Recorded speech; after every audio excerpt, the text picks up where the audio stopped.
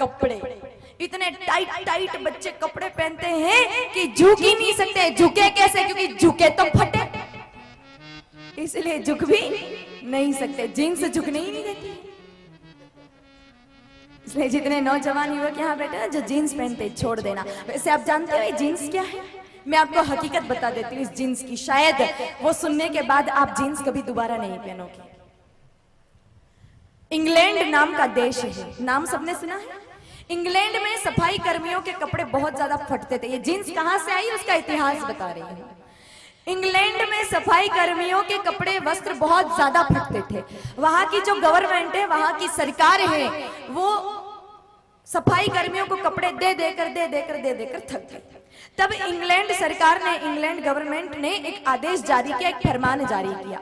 कहा कि जो कोई व्यक्ति ऐसा कपड़ा बनाएगा जो मोटा हो, जल्दी फटता ना हो, जल्दी गंदा ना होता हो, तो उसको इंग्लैंड सरकार उचित दाम देकर, उचित मूल्य देकर खरीद लेगी। जैसे ही ये फरमान हिंदुस्तान में आया, उस समय भारत की अरविंद मिल ने, ध्यान से सुनना, हिंदुस्तान की अरविंद मिल ने सबसे पहले जींस बनाया और भेज दिया इंग्लैंड। किनके लिए? सफाई कर्मियों के लिए, गटर साफ करने वालों के लिए। तो जितने भी भाई जीन्स पहनकर अपने आप को फतेह सिंह दरबार, और जितनी बेटियां जीन्स पहनकर अपने आप को महारानी विक्टोरिया समझती है ना, उनकी औकात गटर साफ करने वालों से ज्यादा की नहीं, क्योंकि ये पोशाक ही उनकी है, ये बनाई ही उनके लिए गई थी। इसलिए अगर आप अपने आप को गटर साफ करने वाला ना समझो तो जीन्स बिल्कुल भी मत पहनना। और विडंबना कैसे?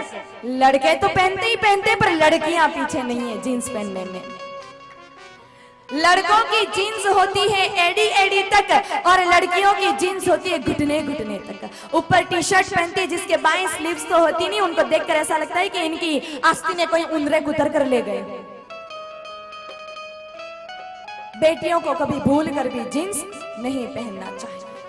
एक बार बेटे खुद को गटर साफ करने वाला समझ के पहन ले, कोई बात नहीं, लेकिन बेटियों को नहीं पहनना चाहिए। देखो आज हमारे हिंदुस्तान में बेटियों का अपमान हो रहा है। रोज अखबार उठाकर देखें तो लगभग 70% खबरें हमको बलात्कार की, दुष्कर्म की और छेड़छाड़ की मिलती है।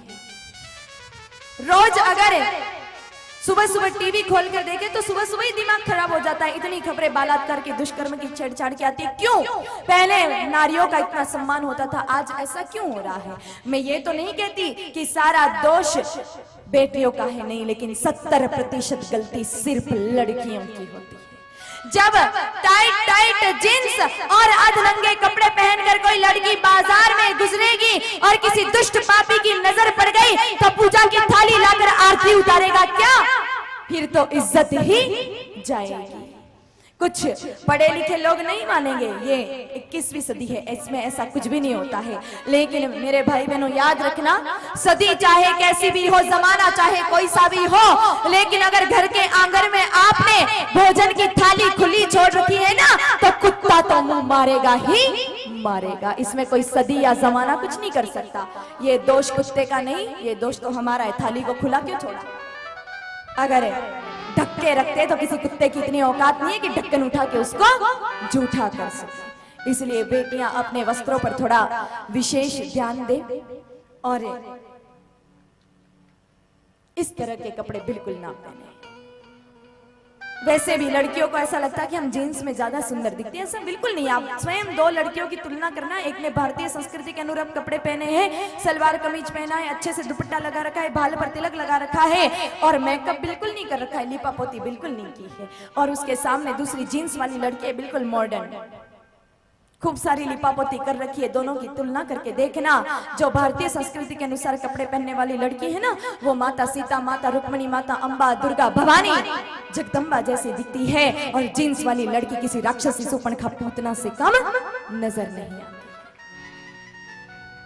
आजकल कोई कम कपड़े पहनता है ना, तो हम लोग क्या कहते हैं? फैशन में है। फैशन की परिभाषा क्या? मतलब हमारे दिमाग में यह है कि जो जितना कम कपड़ा पहनता है, जो जितना ज्यादा नंगा है, वो उतना फैशन में है। ये तो कोई फैशन की परिभाषा नहीं हुई। और अगर सिर्फ कम कपड़े पहनना ही फैशन है ना, तो फिर हमसे ज्यादा फैशन तो कुत्ते करते हैं, क्योंकि कुत्ते भेड़ बकरियां तो कपड़े ही नहीं पहनते, वो तो बिल्कुल ही फैशन में। फिर देखो, इस दुनिया में सबसे ज्यादा अगर कीमती कोई है तो वो है इज्जत।